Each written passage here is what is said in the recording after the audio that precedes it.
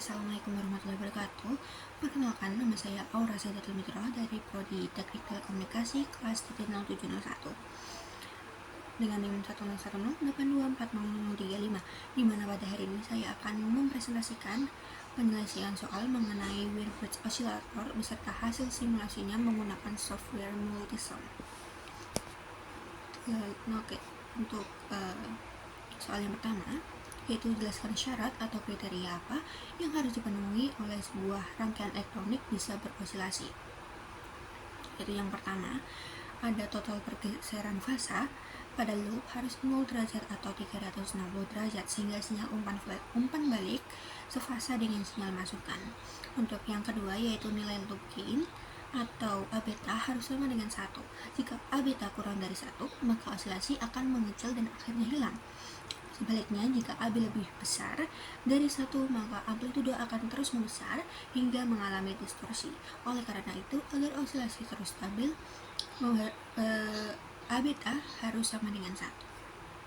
Soal yang kedua, yaitu untuk sebuah osilator sinusoidal jenis jabatan Wien supaya bisa berosilasi di frekuensi 50 Khz, tentukan nilai C jika R1 dan R2 nilainya yaitu 1 k ohm. Lalu yang pertama, diketahui frekuensi osilator sebesar 50 Khz dan nilai resistor R1 dan R2 sama dengan 1 k ohm. Sehingga dapat menggunakan rumus F sama dengan 1 per 2pi dikali R dikali C. Karena yang dicari adalah kapasitor, maka rumus diubah menjadi kapasitor sama dengan 1 dibagi 2pi dikali F dikali frekuensi dikali R. Selanjutnya dilakukan sebuah substitusi, di mana di sini kapasitor sama dengan 1 dikali 2pi dikali 50 dikali 10 pangkat 3 dikali 1000, sehingga hasil perhitungannya didapatkan 3,18 dikali 10 pangkat 9 nanofarad. Jadi nilai kapasitor yang digunakan oleh C1 sama dengan C2 adalah 3,18 nanofarad. Lalu next, untuk soal yang ketiga, yaitu tentukan nilai R3 dan R4 supaya bisa memenuhi penguatan yang dipersyaratkan untuk berosilasi, di mana untuk menentukan nilai resistor R3 dan R4 digunakan persamaan penguatan OP-AMP non-inverting, di mana pada Wien-Bridge faktor umpan balik bernilai beta sama dengan 1/3. Karena harus memenuhi syarat Barkhausen, maka A beta sama dengan 1, sehingga penguatan yang dibutuhkan adalah A sama dengan 3. Sehingga penguatan OP-AMP non-inverting dapat dirumuskan sama dengan A sama dengan 1 ditambah R3 dibagi R4. Sehingga substitusi nilai A sama dengan 3 menghasilkan 3 sama dengan 1 ditambah R3 per R4. Sehingga diperoleh R3 sama dengan 2 dikali R4.